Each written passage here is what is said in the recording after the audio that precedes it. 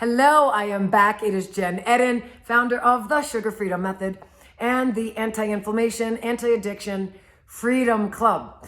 And today, this is for all my shout out. I'll be 50 this year. Shout out to all my midlifers. Yes, what I'm about to teach you applies if you're not in midlife. But the truth is, especially as women, we have different challenges in our 50s and 60s than we did in our 20s and 30s around staying lean, okay, ladies? And so here's what I want to talk to you about today. We cannot obsess over the scale to stay lean in our 50s and onward, okay?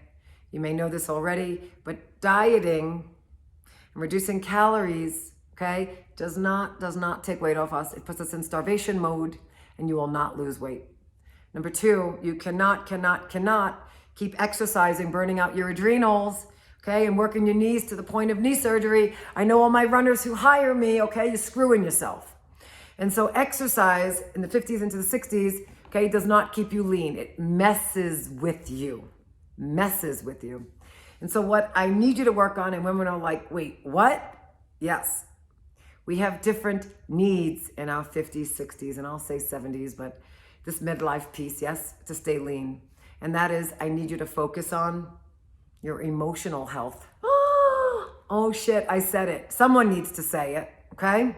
Yes, diet and exercise is important. And yes, I look and feel this way at 50 this year with 3 kids because I focus on those pieces, but they're not my primary. Yes, I have movement in my life.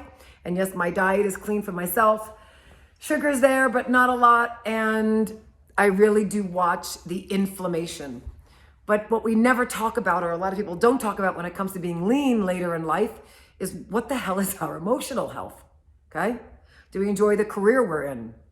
Does our spouse piss us off? Is our spouse loving? Do we need a divorce? Do we need to remarry? Do we need to just love up our current spouse? And if our current spouse is great, well, what else is going on in our life where maybe we're getting stress from family members, from friends, from children? We need to look at our emotional health. When our emotional health is very low, yes, I know you know what I'm talking about. We tend to have high cortisol levels, okay? We're stressed out all the time because we're not feeling our happy, joyful self. When cortisol is high, insulin is high.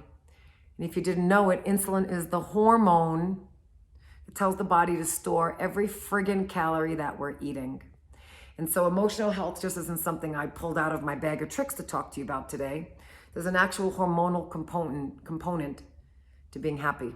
Not to mention when we're happy and we have high endorphins naturally, we're not going to sugar and cake and gotta have that Starbucks latte. What's up with that? Okay, women who come see me, lattes and the scones, and I'm just gonna eat some pretzels at 3 o'clock at the office. No, there's something emotionally going on that you are not looking at, that you are not satisfied, and you're going to food for a hit. And while yes, I'll say it again, the food is very important, but I noticed I can't bring the inflammation down and have women eating less sugar naturally when emotionally they're set off by something or some things. And so if that's you today, I really hope that hit a chord and you're like, all right, Jen, I'm finally gonna handle X. I'm gonna handle it. Because I believe you that I'm gonna be lean and stay lean and make more consistent healthy choices while I have all this crap up here affecting my health, okay? Your emotional health is just as important, if not more important, than what you're putting in your mouth and how much you're moving your beautiful body. So God bless. Thank you for being here. If you haven't subscribed and you're like, oh, she makes sense, listen, a YouTube video drops every Wednesday like it's hot, and I'd love to have you part of my community. So thank you. I pray you found value from this. And as always, I'll talk to you soon.